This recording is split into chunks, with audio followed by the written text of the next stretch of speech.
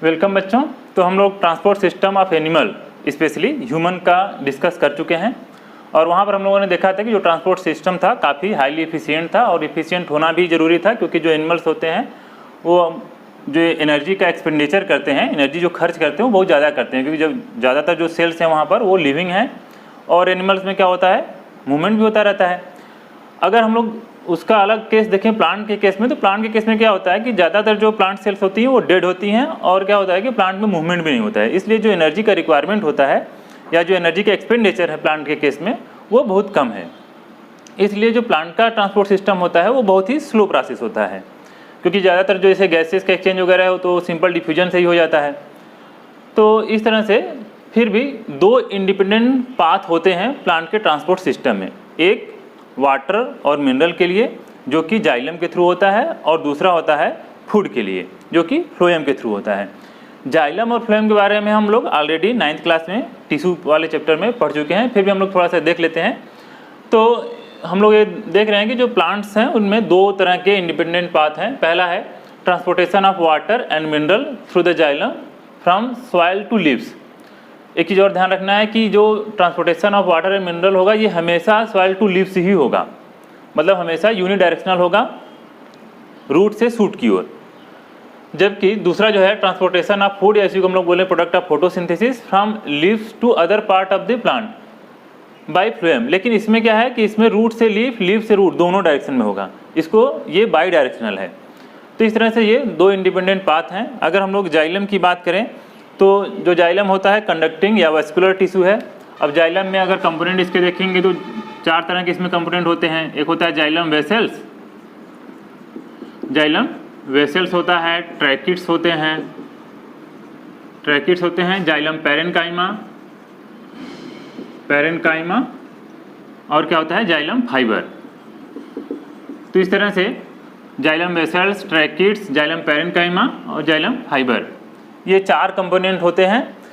Specially इसमें जो xylem vessels और ट्रैकिट्स हैं यही पार्टिसिपेट करते हैं ट्रांसपोर्टेशन ऑफ वाटर में। ये जो दो हैं वो क्या है, सपोर्टिंग है। हालांकि पैरेनकाइमा का कुछ रोल जो लेटरल ट्रांसपोर्टेशन में होता है, फिर भी हम ये मानेंगे कि यही होता है, उसमें भी वेसल्स का ज़्यादा इंपॉर्टेंट होता है।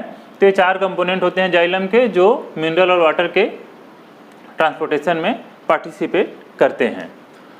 तो अब देखते हैं एक एक करके देखेंगे। तो पहला हम लोग transportation of water and mineral को ही देखते हैं, फिर उसके बाद हम लोग पढ़ेंगे ट्रांसपोर्टेशन ऑफ फूड। तो transportation of mineral and water में इसमें दो थ्योरी है, एक रूट प्रेशर थ्योरी जिसको बोलते हैं और एक ट्रांसपिरेशन पुल बोलते हैं। तो ट्रांसपोर्ट ऑफ वाटर में हम लोग पहले पढ़ते हैं रूट प्रेशर थ्योरी।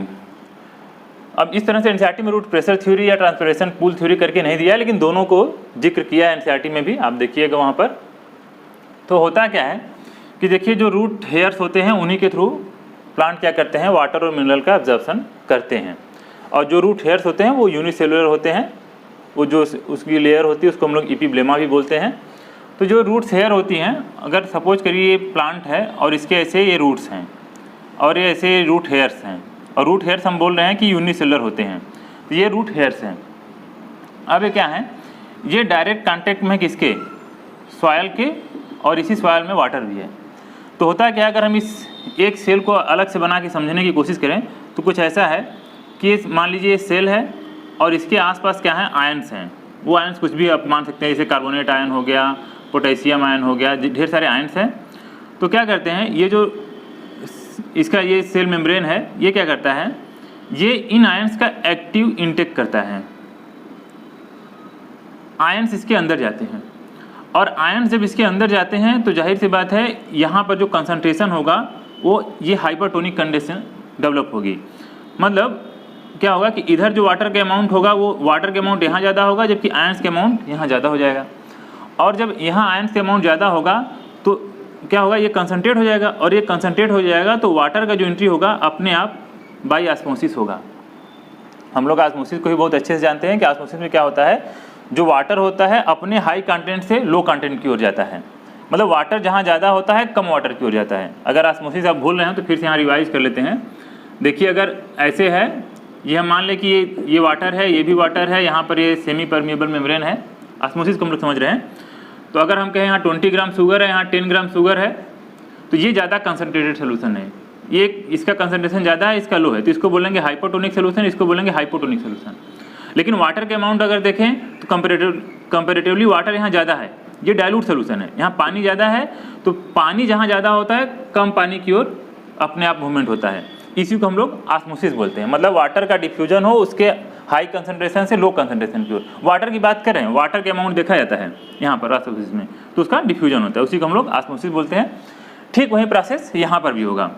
क्या हुआ है, आयंस का एक्टिव इंटेक हुआ है, जिसकी वजह से यहाँ पर कंसंट्रेशन ज़्यादा हो गया, तो ये हाइपरटोनिक हो गया, तो ये वाटर अपने आप जाएगा, और ये वाटर अपने आप जाएगा तो यहाँ पर टर्जिडिटी डेवलप होगी, यानी कि इसमें वाटर तेज़ी से भरेगा, तो ये जो सेल होगा वो टर्जिड होगा। तो क्या होगा, फिर एक सेल दूसरे सेल के ऐसे कांटेक्ट में होंगे, तो इस तरह से क्या होगा, जब यहाँ वाटर ज़्यादा होगा तो यही वाला वाटर फिर अपनी नेबरिंग को जाएगा, तो इस तरह से करते करते ये वाटर आगे की ओर बढ़ने लगेगा। तो ये जो इस प्रोसेस के थ्रू जो वाटर का असेंट होगा उसको हम लोग बोलेंगे ये रूट प्रेशर है। तो ये पॉजिटिव प्रेशर जो यहाँ डेवलप हुआ उसकी वजह से फिर वाटर आगे की ओर जाएगा और इस तरह से वाटर का ये ट्रांसपोर्ट होगा। लेकिन ये जो रूट प्रेशर होगा ये उतना प्रेशर नहीं होगा कि अगर प्लांट की हाइट बहुत ज़्यादा है तो ये बहुत ज़्यादा हाइट तक काम करे। ये ट्रांसपोर्टेशन सिस्टम स्मॉल हाइट के प्लांट में या स्पेशली नाइट में जबकि ट्रांसपिरेशन नहीं हो रहा है उस समय इफेक्टिव होता है। आपको इसका एक्सपेरिमेंट करना है तो अगर कोई आपके घर पे कोई हर्बेसियस प्लांट है, सुबह के टाइम अगर उसका स्टीम इस तरह से कट करेंगे आप तो ये यहाँ पर ऐसे ऐसे वाटर का ऊजिंग हो जाता है, तो इसको आप इस रूट प्रेशर को वहाँ पर देख सकते हैं। तो ये पहला कॉन्सेप्ट है रूट प्रेशर का, जिसमें क्या हो रहा था कि ऑस्मोसिस के थ्रू वाटर एंट्री कर रहा था और इस तरह से ऐसे वाटर का ऊपर की ओर मूवमेंट हो रहा था। जो दूसरा कॉन्सेप्ट है वो है ट्रांसपिरेशन पूल का, उसको भी देख लेते हैं। तो आइए देखते हैं ट्रांसपिरेशन पूल से वाटर का ट्रांसपोर्ट कैसे होता है। तो जो ट्रांसपिरेशन पूल होता है ट्रांसपिरेशन से डेवलप होता है, और ट्रांसपिरेशन क्या है, लॉस ऑफ वाटर। क्या होता है कि जो एरियल पार्ट होता है, हम लोग पढ़े थे कि जो लीव्स होती हैं उसमें स्टोमेटा होते हैं, जो स्टोमेटा का नंबर होता है वो भी वेरी करता है, किसी किसी प्लांट में लोअर सरफेस पे ज़्यादा होता है, किसी में अपर सरफेस पे ज़्यादा होता है, और जो स्टोमेटा होते हैं उन्हीं से गैसियस एक्सचेंज होता है। तो होता क्या है कि उन्हीं स्टोमेटा के थ्रू ढेर सारा जो वाटर होता है वो लॉस होता रहता है वेपर के फॉर्म में, उसी को हम लोग बोलते हैं ट्रांसपिरेशन। और वो जो ट्रांसपिरेशन होता है उसी की वजह से जो वाटर का मूवमेंट होता है, प्लस अगर कहीं पे इवेपोरेशन हो रहा है तो वहाँ पर कूलिंग इफेक्ट भी आता है। और इसीलिए आप अगर देखेंगे तो कोई भी प्लांट है चाहे कितना भी धूप हो, अगर उसकी आप जो लीव्स हैं उसको टच करेंगे तो गर्म नहीं रहता है। उसका रीज़न यही रहता है कि वहाँ पर कंटिन्यूअस इवेपोरेशन होता रहता है। तो इसलिए जो इवेपोरेशन है या ट्रांसपिरेशन है वो टेम्परेचर रेगुलेशन में भी हेल्प करता है, प्लस क्रिएट करता है ट्रांसपिरेशन पूल। तो इस तरह से the loss of water in the form of vapour from the aerial part of the plant is known as transpiration. It create transpiration pull which also help in the temperature regulation. अब ये कैसे होता है तो इसको हम लोग एक फिगर से समझ सकते हैं। देखिए ये लीव्स हैं और यहाँ पर लीव्स हैं तो लीव्स की सेल होंगी। अब उन सेल्स से ट्रांसपिरेशन हो रहा है यानी कि वाटर का लॉस हो रहा है। तो जो यहाँ पर सेल्स होगी, सपोज दैट अगर ये सेल है तो इससे वाटर का लॉस हुआ, तो अगर ये वहाँ से वाटर लॉस हुआ तो यहाँ पर कंसनट्रेशन ज़्यादा हो जाएगा यानी ये हाइपरटोनिक हो जाएगा। तो इसकी जो बगल वाली सेल होगी वहाँ से वाटर इसमें जाएगा। ठीक वही प्रोसेस ऑस्मोसिस वाला प्रोसेस है। और फिर इसके जो बगल में होगा उससे जाएगा, फिर ऐसे क्योंकि यहाँ कंटिन्यूअस लॉस हो रहा है वाटर का। तो जब कंटिन्यूअस लॉस हो रहा है तो कंटिन्यूअस यहाँ पर एक हाइपरटोनिक कंडीशन डेवलप होती रहेगी। और जब हाइपरटोनिक कंडीशन डेवलप होती रहेगी तो उसके जो नेबरिंग सेल्स हैं उससे क्या होगा, उससे वाटर इसमें जाएगा, फिर इससे जाएगा। तो इस तरह से हम देखेंगे तो इस तरह से एक पूरा चेन बन जाएगा। ये बहुत ही आसान है ज़्यादा। तो यहाँ पर अब यहाँ की जो सेल्स है तो डायरेक्ट कॉन्टेक्ट है वाटर के, तो हम लोग बोल सकते हैं कि यहाँ क्या है, हाई वाटर कंटेंट है, हाई वाटर कंटेंट। यहाँ पर हाई वाटर कंटेंट है और यहाँ पर क्या है, लो है। ये अब हम लोग पता है कि जो वाटर है ज़्यादा जहाँ पर वाटर है वो कम वाटर की ओर अपने आप मूवमेंट होगा। तो इस तरह से, और यहाँ पर क्या है, लो वाटर कंटेंट है, लो वाटर है। तो ये जो हाई से लो की ओर जो मूवमेंट हो रहा है ड्यू टू ट्रांसपिरेशन, इसी को हम लोग बोलते हैं ट्रांसपिरेशन पूल। यही है ट्रांसपिरेशन पूल। बात क्लियर है ना। तो इस तरह से पूरा सक्शन का काम होता है और यहाँ पर वाटर अमाउंट कम होता है, यहाँ पर ज़्यादा होता है और इस तरह से एक चैनल बन जाता है थ्रू जाइलम। तो इस तरह से वाटर और मिनरल का ट्रांसपोर्टेशन होता है। तो इस तरह से हम लोग वाटर और मिनरल का ट्रांसपोर्टेशन पढ़ लिए। अब हम लोग देखते हैं ट्रांसपोर्टेशन ऑफ फूड। तो हम लोग ट्रांसपोर्टेशन ऑफ फूड भी देख लेते हैं। तो जो ट्रांसपोर्टेशन ऑफ फूड होता है वो फ्लोएम के थ्रू होता है। जैसे वहाँ पर जाइलम में 4 कंपोनेंट होते हैं, वैसे यहाँ पर फ्लोएम में भी 4 कंपोनेंट होते हैं, जिसमें से कि जो 2 एक्टिवली पार्टिसिपेट करते हैं वो है साइड ट्यूब और कंपेनियन सेल। और क्या होते हैं, जाइलम फ्लोएम फाइबर होते हैं और फ्लोएम पैरेन्काइमा होते हैं। यहाँ पर जैसे फ्लोएम फाइबर होता है वो डेड होता है, बाकी तीनों लिविंग होती हैं, और वहाँ पर सबकी सब डेड होती हैं, और फ्लोएम जो जाइलम पैरेन्काइमा था वो लिविंग होता है। वहाँ पर 3 डेड होते हैं, 1 लिविंग होता है, यहाँ पे 3 लिविंग होती है, 1 डेड होता है। और यहाँ पे साइड ट्यूब और जो कंपेनियन सेल होते हैं ये दोनों मिलकर ट्रांसपोर्टेशन करते हैं किसका, प्रोडक्ट ऑफ फोटोसिंथेसिस का। प्रोडक्ट ऑफ फोटोसिंथेसिस के अलावा एमिनो एसिड या दूसरे और भी जो सॉल्युबल प्रोडक्ट होते हैं वाटर में, उनका भी जो ट्रांसलोकेशन होता है वो फ्लोएम के थ्रू ही होता है। तो ट्रांसपोर्टेशन ऑफ फूड में लिखा है transport of soluble product of photosynthesis is called translocation. इसी को हम लोग ट्रांसलोकेशन भी बोलते हैं। Translocation take place by sieve tube and companion cell, जो कि पार्ट किसके, वेस्कुलर टूसी फ्लोएम के। Phloem also transport amino acid and other substances. अब इसका कैसे होता है, तो इसका भी सेम वही कॉन्सेप्ट चलता है। अगर सपोज दैट यहीं पे देख लेते हैं, ये अगर लीव्स है, अगर ये लीव्स है, थोड़ा अच्छा लीफ बन जाए तो अच्छा रहेगा। ये लीव्स है, अगर यहाँ पे फोटोसिंथेसिस हो रहा है तो जिस सेल में फोटोसिंथेसिस हुआ वहाँ पर सुक्रोज का फॉर्मेशन होगा, पहले ग्लूकोज बनेगा, फिर धीरे धीरे पॉलीमराइज करता है। तो ये अगर यहाँ सुक्रोज हो गया तो अब जब सुक्रोज यहाँ बनेगा तो यहाँ पर कंसंट्रेशन ज़्यादा हो जाएगा। जब यहाँ पर कंसंट्रेशन ज़्यादा होगा तो फिर वही कॉन्सेप्ट होगा, जो नेबरिंग सेल्स होंगी इनसे क्या होगा, इसमें वाटर की एंट्री होगी। अब जब वाटर की एंट्री होगी तो यहाँ पर टर्गर प्रेशर बहुत ज़्यादा हो जाएगा।